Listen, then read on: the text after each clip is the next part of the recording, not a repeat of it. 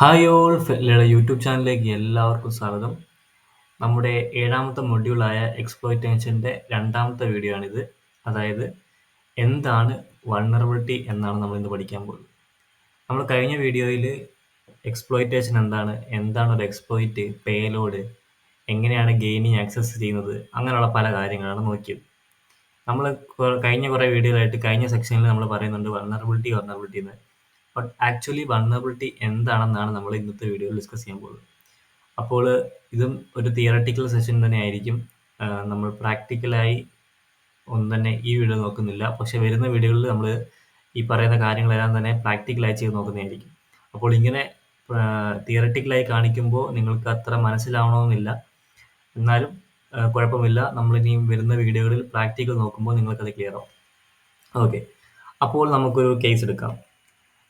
നമുക്കറിയാം നമ്മുടെ എല്ലാ സോഫ്റ്റ്വെയറും ബിൽഡ് ചെയ്യുന്നത് ഡെവലപ്പേഴ്സാണ് അല്ലേ? ഈ ഡെവലപ്പേഴ്സ് എങ്ങനെയാണ് ഒരു സോഫ്റ്റ്വെയർ ബിൽഡ് ചെയ്യുന്നത്? അവർ പല പ്രോഗ്രാമിംഗ് ലാംഗ്വേജ് ഉപയോഗിച്ച്, എക്സാമ്പിൾ പറയുകയാണെങ്കിൽ പൈത്തൺ, ജാവ, സി++, അങ്ങനെയുള്ള പല പ്രോഗ്രാമിംഗ് ലാംഗ്വേജ് ഉപയോഗിച്ച് കോഡ് ചെയ്ത് ആണ് അവരൊരു സോഫ്റ്റ്വെയർ ഡെവലപ്പ് ചെയ്യുന്നത്. നമുക്കറിയാം, ഞാൻ പറഞ്ഞു, ജാവാസ്ക്രിപ്റ്റ്, പൈത്തൺ അങ്ങനെയുള്ള പല ലാംഗ്വേജ് യൂസ് ആണ് അത് അവർ ഡെവലപ്പ് ചെയ്യുന്നത്. ഈ ഡെവലപ്പ് ചെയ്തതിന് ശേഷം അവരെന്ത് ചെയ്യും? സോഫ്റ്റ്വെയർ ടെസ്റ്റിംഗ് എന്നൊരു സ്റ്റേജ് ഉണ്ട്. അതായത് എല്ലാ ഫംഗ്ഷനും കറക്റ്റായിട്ട് വർക്ക് ആവുന്നുണ്ടോ, അങ്ങനെയുള്ള പല കാര്യങ്ങളും ടെസ്റ്റ് ചെയ്യും. പിന്നെ ബേസിക് ആയിട്ടുള്ള സെക്യൂരിറ്റി ടെസ്റ്റിംഗ്, അങ്ങനെയുള്ള പല കാര്യങ്ങൾ ചെയ്യും. ഇതെല്ലാം ചെയ്തതിന് ശേഷം ഒരു സിസ്റ്റത്തിൽ അവർ ഡിപ്ലോയ് ചെയ്ത് നോക്കും, അത് റൺ ആവുന്നുണ്ടോ എന്ന് നോക്കും. ഇവിടെ വരെ കാര്യങ്ങളും ഒരു കുഴപ്പമില്ല. ഇതിന് ശേഷം അവർ ചെയ്യുന്നതാണ്, അവർ നേരെ അത് ഇൻ്റർനെറ്റിലേക്ക് കൊടുക്കും. ഇൻ്റർനെറ്റിലെത്തുമ്പോൾ എന്ത് സംഭവിക്കും? അത് പിന്നെ ഒരു പബ്ലിക്ലി ആക്സസിബിൾ ആയ ഒരു സോഫ്റ്റ്വെയർ ആയി മാറിയല്ലേ? അപ്പോൾ ഈ സോഫ്റ്റ്വെയർ എന്ന് പറയുമ്പോൾ ഇതിന് പല പോർട്ടുകളും ഓപ്പൺ ആയിട്ടുണ്ടാവും. എക്സാമ്പിൾ പറയുകയാണെങ്കിൽ ഇപ്പോൾ FTP, ഫയൽ ട്രാൻസ്ഫർ പ്രോട്ടോക്കോളാണ്, അത് ഓപ്പൺ സ്റ്റേജിലായിരിക്കും. അല്ലെങ്കിൽ SSH, ഒരു സെക്യൂർ ഷെൽ കണക്ഷന് വേണ്ടിയിട്ട് അതും ഒരു ഓപ്പൺ സ്റ്റേജിലായിരിക്കും. അല്ലെങ്കിൽ HTTP, നമ്മൾ കണ്ടിരുന്നു ഫസ്റ്റ് വീഡിയോകളിലൊക്കെ, ഒരു വെബ്സൈറ്റ് ഹോസ്റ്റ് ചെയ്യണമെങ്കിൽ ആ പോർട്ട് ഓപ്പൺ ആയിരിക്കും. അപ്പോൾ ഈ പർട്ടിക്കുലർ പോർട്ട് ഓപ്പൺ ആവുമ്പോൾ അവിടെ ഒരു വൾണറബിൾ സോഫ്റ്റ്വെയർ ആണെങ്കിൽ അത് നമുക്ക് എക്സ്പ്ലോയിറ്റ് ചെയ്യാനുള്ള സാധ്യതയുണ്ട്. നമുക്കറിയാം, ഞാൻ പറഞ്ഞു, ഡെവലപ്പേഴ്സ് അവരവരുടെ സോഫ്റ്റ്വെയർ ഡെവലപ്പ് ചെയ്യുന്നത് ഒരു പർട്ടിക്കുലർ പ്രോഗ്രാമിംഗ് ലാംഗ്വേജിലെ കോഡ് ഉപയോഗിച്ചായിരിക്കും. ഈ കോഡ് എന്ന് പറയുന്നത് ചില സമയങ്ങളിൽ ബഗ് ഉണ്ടാവും. ബഗ് മീൻസ് എന്തെങ്കിലും അവർ കോഡ് ഡെവലപ്പ് ചെയ്തതിൽ എന്തെങ്കിലും ഒരു ചെറിയ രീതിയിൽ പ്രശ്നമുണ്ടാവും. അതിനെയാണ് ബഗ് എന്ന് പറയുന്നത്. ഈ ബഗ് ഉണ്ടായെന്ന് വെച്ച് അവിടെ ഒരു അറ്റാക്ക് നടക്കണമെന്നല്ല. പക്ഷേ ചില കേസിൽ ഈ ബഗ് വളരെ ക്രിട്ടിക്കലായിരിക്കും. അതായത് ആ ഒരു ചെറിയ പ്രശ്നം കൊണ്ട് ആ സോഫ്റ്റ്വെയറിന് തന്നെ വലിയ രീതിയിൽ പ്രശ്നങ്ങൾ ഉണ്ടാകാൻ സാധ്യതയുണ്ട്. അപ്പോൾ ഒരു അറ്റാക്കർ എന്ത് ചെയ്യും?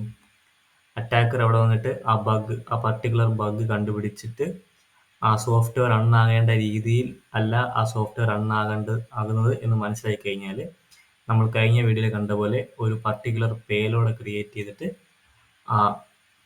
ആ ബഗ് എവിടെയാണോ അവൈലബിൾ ആയിരിക്കുന്നത് അങ്ങോട്ട് അയക്കും. അപ്പോൾ ഈ ബഗ്ഗിനനുസരിച്ച് ആയിരിക്കും ഈ അറ്റാക്കർ ആ പേലോഡ് ക്രിയേറ്റ് ചെയ്തിട്ടുണ്ടാവുക. അപ്പോൾ അവിടെ സംഭവിക്കുന്നത് ആ പേലോഡ് ആ സോഫ്റ്റ്വെയറിൻ്റെ ആ ബഗ് ഉള്ള ഏരിയയിൽ പോയി എക്സിക്യൂട്ട് ആവും. ഈ എക്സ്പ്ലോയിറ്റ് സഹായത്തോടെ ആ അറ്റാക്കറിന് ആ സോഫ്റ്റ്വെയറിന് മേലെയുള്ള സകല കൺട്രോളും എടുക്കാൻ സാധിക്കും. അപ്പോൾ നമ്മൾ കഴിഞ്ഞ നെസസ് ടൂൾ പഠിച്ചപ്പോൾ കണ്ടിരുന്നു CVE, അതായത് കോമൺ വൾണറബിലിറ്റി എക്സ്പോഷർ എന്ന ഒരു ടോപ്പിക്ക്. അപ്പോൾ ഈ വൾണറബിലിറ്റി അവിടെ ഡിസ്പ്ലേ ആവും. അതിൻ്റെ CVE ഏത് വർഷമാണ് കണ്ടുപിടിച്ചത്, ആ ഡീറ്റെയിൽസ്, അതേപോലെ തന്നെ അതിൻ്റെ ഇമ്പാക്റ്റ് സ്കോറും കാര്യങ്ങളൊക്കെ. ഒരു വൾണറബിലിറ്റി കണ്ടുപിടിച്ചിട്ട് അതിനെ പാച്ച് ചെയ്യാതിരിക്കുന്ന ആ അവസ്ഥയെ പറയുന്നതാണ് 0 ഡേ വൾണറബിലിറ്റി എന്ന്. മോസ്റ്റ് കേസിലും ഒരു വൾണറബിലിറ്റി നമ്മൾ കണ്ടുപിടിച്ച് റിപ്പോർട്ട് ചെയ്യുമ്പോൾ അവരത് പാച്ച് ചെയ്യും. ചില കേസിൽ പാച്ച് ചെയ്യില്ല.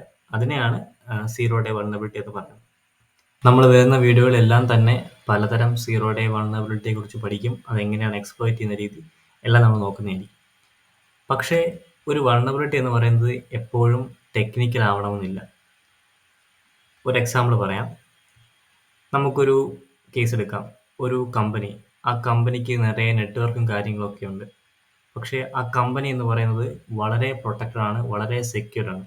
ആ കമ്പനി യൂസ് ചെയ്യുന്നത് one of the best firewall ആണ്. അതുകൊണ്ട് ഒരു അറ്റാക്കർ എന്ന നിലയ്ക്ക് നമുക്കൊന്നും തന്നെ ചെയ്യാൻ സാധിക്കില്ല. ഒരു ഓപ്പൺ പോർട്ടോ Nmap യൂസ് ചെയ്ത് സ്കാൻ ചെയ്ത് കഴിഞ്ഞാൽ ഒരു ഓപ്പൺ പോർട്ടോ കാര്യങ്ങളോ ഒന്നും തന്നെ അവിടെ കിട്ടുകയില്ല. അങ്ങനെ ഫുള്ളി സെക്യൂർ ആയിട്ടൊരു കമ്പനിയാണ്. അപ്പോൾ ആ കമ്പനി വർക്ക് ചെയ്യുന്ന ഒരു എംപ്ലോയി നമുക്ക് കൺസിഡർ ചെയ്യാം. നമുക്ക് ആ എംപ്ലോയിയെ ജോൺ എന്ന് വിളിക്കാം. ഈ ജോൺ എന്ന ആൾക്ക് കാറുകൾ വളരെ ഇഷ്ടമാണ്. സൂപ്പർ കാർസ്, റേസിംഗ് കാർസ്, അങ്ങനെ കാറിനോട് വളരെ ക്രേസ് ഉള്ള ഒരാളാണ്. അപ്പോൾ നമ്മൾ എന്ത് ചെയ്യുന്നു? നമ്മൾ അയാളുടെ ഒരു കൊളീഗിൻ്റെ ഇമെയിൽ ഐ ഡി സ്പൂഫ് ചെയ്ത് ഒരു ഇമെയിൽ അയക്കുന്നു. ആ ഇമെയിലിനകത്ത് ഒരു കാറിൻ്റെ ഇമേജ് ഓൾസോ ഉണ്ട്. അപ്പോൾ ജോൺ നോക്കുമ്പോൾ എന്താണ്? അയാളുടെ ഫ്രണ്ടിൻ്റെ ഇമെയിലാണ്, അതായത് കൊളീഗിൻ്റെ മെയിൽ ഐ ഡിയിൽ നിന്ന് ഒരു മെയിൽ വരുന്നു. അപ്പോൾ അയാൾക്ക് സംശയമൊന്നും തോന്നിയില്ല. കാരണം അയാൾ സ്ഥിരമായി കോൺടാക്ട് ചെയ്യുന്ന ഒരാളാണെന്ന് കൺസിഡർ ചെയ്യാം. അപ്പോൾ അയാൾക്ക് സംശയം തോന്നിയില്ല. ആ ഇമെയിൽ നോക്കിയപ്പോൾ ഒരു കാറിൻ്റെ ഇമേജ്. അപ്പോൾ ഓക്കെ, ഒരു കാറിൻ്റെ ഇമേജ് ആയതുകൊണ്ട് തന്നെ അയാൾ വേറെ ഒന്നും തന്നെ ശ്രദ്ധിക്കുന്നില്ല. പക്ഷെ നമ്മൾ എന്ത് ചെയ്തു? ഈ ഇമേജിനോടൊപ്പം തന്നെ നമ്മളൊരു പേലോഡ് ഗോൾസോ കൂടെ വെച്ചിട്ടാണ് അയച്ചത്. ഇയാൾ ഈ ഇമേജ് ഓപ്പൺ ചെയ്തപ്പോൾ ബാക്ക്ഗ്രൗണ്ടിൽ നമ്മുടെ പേലോഡ് കൂടെ എക്സിക്യൂട്ടായി. അപ്പോൾ അയാൾ പോലും അറിയാതെ അയാളുടെ കമ്പ്യൂട്ടർ സിസ്റ്റം ഇൻഫെക്റ്റ് ആയിട്ടുണ്ട്. അപ്പോൾ എന്ത് സംഭവിച്ചു? ഈ ജോൺ വഴി അയാളുടെ കമ്പ്യൂട്ടറിലേക്ക് നമ്മുടെ പേലോഡിനെ നമുക്ക് അയക്കാൻ പറ്റി. അതായത് ഇനിയിപ്പോൾ ജോണിൻ്റെ സിസ്റ്റത്തിൻ്റെ കൺട്രോൾ നമ്മുടെ കയ്യിലാണ്. ഈ ഒരു ചെറിയ മിസ്റ്റേക്ക് വഴി ആ കമ്പനിയുടെ തന്നെ ഫുൾ കൺട്രോള് നമുക്ക് എടുക്കാൻ പറ്റും. അല്ലെങ്കിൽ ആ നെറ്റ്വർക്ക് കാര്യങ്ങൾ, കമ്പനിയുടെ നെറ്റ്വർക്ക് തന്നെ ഒരു അറ്റാക്കറിന് കൺട്രോൾ ചെയ്യാൻ സാധിക്കും. ഇൻ കേസ് ഈ ജോൺ എന്ന ആള് ആ കമ്പനിയിലെ ഒരു പ്രധാന പൊസിഷനിൽ ഇരിക്കുന്ന ആളാണെങ്കിൽ അതിൻ്റെ ഇമ്പാക്റ്റ് വളരെ കൂടുതലാണ്.